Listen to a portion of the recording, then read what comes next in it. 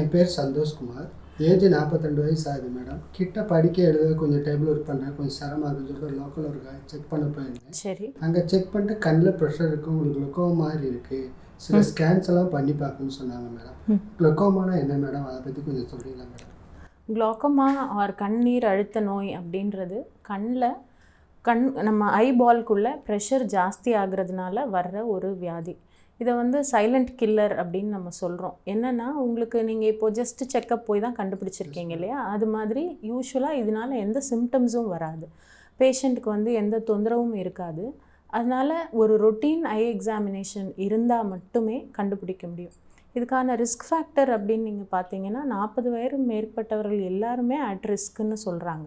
So 40 வயதுக்கு மேற்பட்டவர்கள் எல்லாருமே ஒரு தடவை நம்மளுக்கு குளோக்கோமா இருக்கான்றதை பார்த்துக்கணும். இன்னொன்று, ஷார்ட் சைட் ஆர் மயோப்பியா இருக்கிறவங்களுக்கு ரிஸ்க் இருக்குது.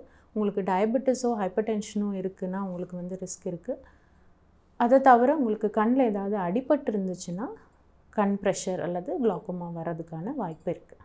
குளோக்கோமா வந்தால் என்ன மேடம் பண்ணுவீங்க? ஆப்ரேஷன் பண்ணுவீங்களா இல்லை வேறு என்ன மாதிரி? எனக்கு இப்போது ஃபஸ்ட்டு நீங்கள் எந்த ஸ்டேஜ் ஆஃப் குளோக்கோமாவில் இருக்கீங்கன்னு பார்க்கணும். உங்களுக்கு குளோக்கோமா இருக்கா இல்லையான்னு உறுதிப்படுத்துறதுக்கு நிறைய டெஸ்ட் இருக்குது.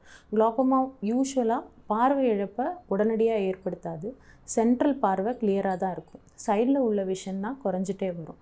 ஸோ அதுக்கு ஃபீல்ட்ஸ்னு ஒரு டெஸ்ட் பண்ணுவோம். அதை தவிர சில ஸ்கேன்கள், கருவழியோட திக்னஸ் எப்படி இருக்குதுன்னு பார்க்கணும். இந்த மாதிரி நிறைய டெஸ்ட்டுகள்லாம் பண்ணி உங்கள் ப்ரெஷர் எந்த அளவில் இருக்குது, உங்கள் நரம்பு பாதிப்பு எந்த அளவில் இருக்குது, உங்கள் சைட் பார்வை எந்த அளவுக்கு குறைஞ்சி போயிருக்குன்றதை பொறுத்து ஆரம்ப ஸ்டேஜாக இருந்தால் சொட்டு மருந்துகள் மூலமே இதை மெயின்டைன் பண்ணிக்கலாம். சில type of glaucoma like angle க்ளோஷர்ன்றதுக்கு லேசர் பண்ண வேண்டியிருக்கும். இல்லை சொட்டு மருந்துகள்னால கண்ட்ரோல் ஆகாமல் ரொம்ப ஜாஸ்தியாக இருக்குது, இல்லை இனிஷியலாகவே ப்ரெஷர் ஜாஸ்தியாக இருக்குன்னா நிறைய டைப்ஸ் ஆஃப் குளோக்கோமா சர்ஜரிஸ் இருக்குது. அதுவும் பண்ணி ப்ரெஷரை கண்ட்ரோல் பண்ணிக்கலாம். மேடம், எங்கள் அம்மா அப்பாவுக்கு இல்லை, எனக்கு வந்திருக்கு. எனக்கு அப்புறம் என் பிள்ளைகளுக்கு எல்லாம் வருமா மேடம்?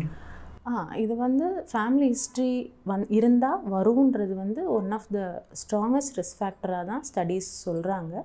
ஸோ நம்மளுக்கு இருக்குதுன்னு தெரிஞ்சால் நம்மளோட பிரதர்ஸ், சிஸ்டர்ஸ், நம்ம பிள்ளைங்க எல்லாருக்குமே அது இருக்கான்றதை கண்டிப்பாக செக் பண்ணிக்கிறது நல்லது. வர்றதுக்கான வாய்ப்பு இருக்குது.